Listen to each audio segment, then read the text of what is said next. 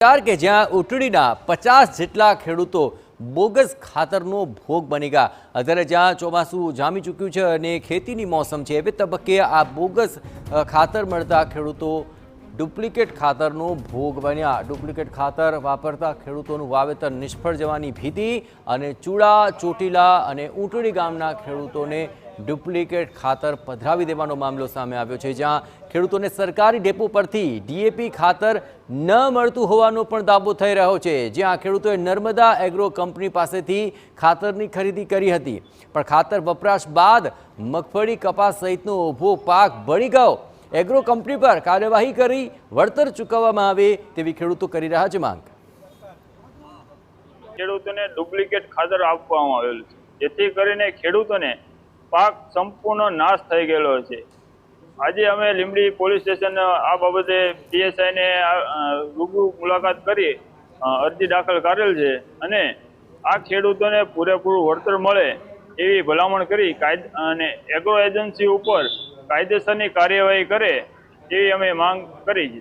જે ઊંટડી ગામમાં ડુપ્લિકેટ ખાતર વેચાણ કરવામાં આવ્યું હતું જે તે કંપની દ્વારા, હવે સરકારમાં ડુપ્લિકેટ કચેરી, ડુપ્લિકેટ અધિકારી અને હવે તો ખેડૂતોને ડુપ્લિકેટ ખાતર પણ આપવામાં આવ્યું, જેથી કરી ખેડૂતોને રાતા પાણીએ રોવાનો વારો આવ્યો છે।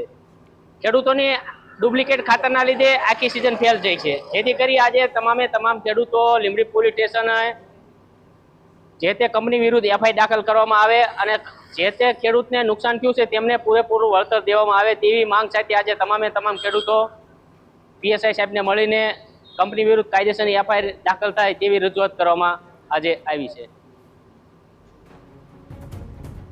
આ સમગ્ર મામલે વધુ વિગતે વાત કરવા જોડાઈ રહ્યા છે ટીવીના સંવાદદાતા સાજિદ બેલીમ। સાજિદ, ખેડૂતોને આખરી ક્યારે ખ્યાલ આવ્યો કે તેમને આ ડુપ્લિકેટ ખાતર પધરાવી દેવાયું છે અને હવે તેમની શું છે માંગ?